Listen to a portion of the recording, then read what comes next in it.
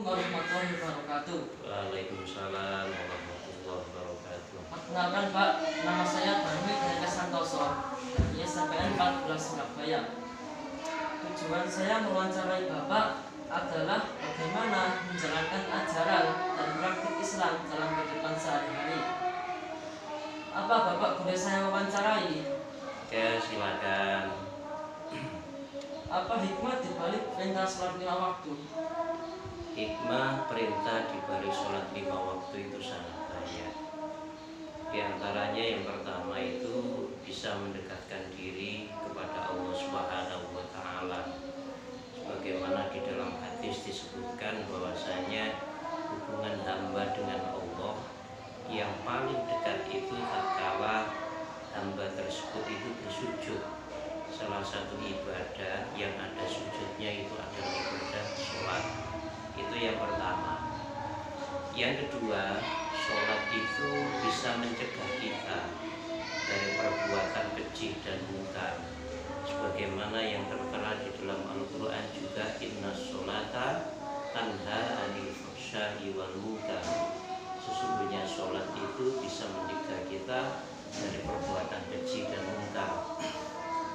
Di samping itu, hikmah yang lain yang bisa kita petik dari pelajaran sholat itu adalah sholat itu bisa mengajarkan kita tentang kedisiplinan. Karena tatkala kita mau sholat, sholat kita itu harus tepat waktu. Seperti contoh umpamanya sholat zuhur waktunya jam 12 sampai jam 3, maka kita harus kerjakan sesuai dengan waktu tersebut.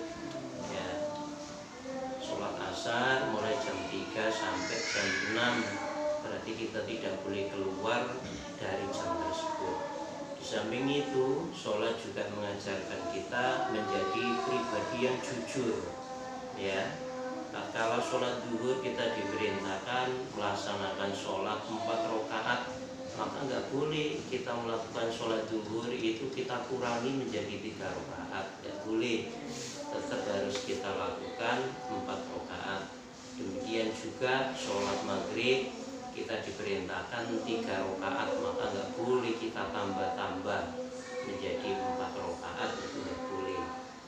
Di samping itu juga sholat itu memberikan hikmah kesehatan bagi kita, mulai dari gerakan ruku, gerakan sujud, itu terutama dalam masalah peredaran darah.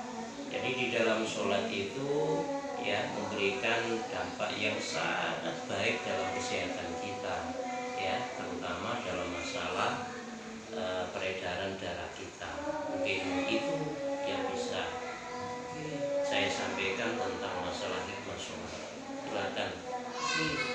Di mana kita bisa menemukan contoh keteladanan dalam kehidupan sehari-hari yang sesuai dengan ajaran Islam? Contoh keteladanan yang bisa kita temukan yang sangat sesuai dengan ajaran itu adalah dari diri Rasulullah Shallallahu Alaihi Wasallam. Ya, sebagaimana firman Allah, laqad kana lakum fi Rasulillahi uswatun hasanah. Sungguh telah ada dalam diri Rasulullah yaitu suri tauladan yang baik. Karena bagaimanapun Rasulullah itu adalah manusia yang dijadikan contoh oleh Allah Subhanahu wa Ta'ala bagi manusia yang lain. Oleh karena itu, contoh yang paling tepat yang sangat sesuai dengan ajaran Islam itu adalah Rasulullah.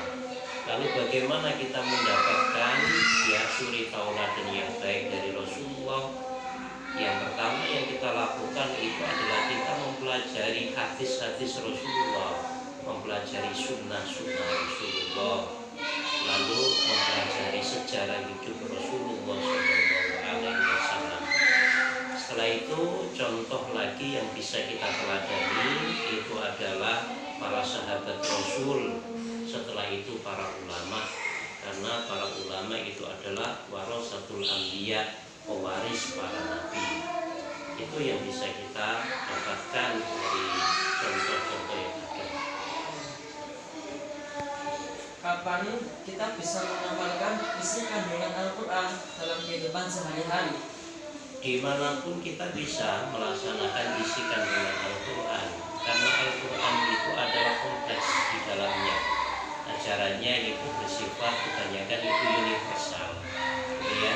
Seperti contoh umpamanya di dalam keluarga kita bisa melakukan ajaran Al-Quran, yaitu tatkala kita berinteraksi dengan orang tua kita harus berkata dengan perkataan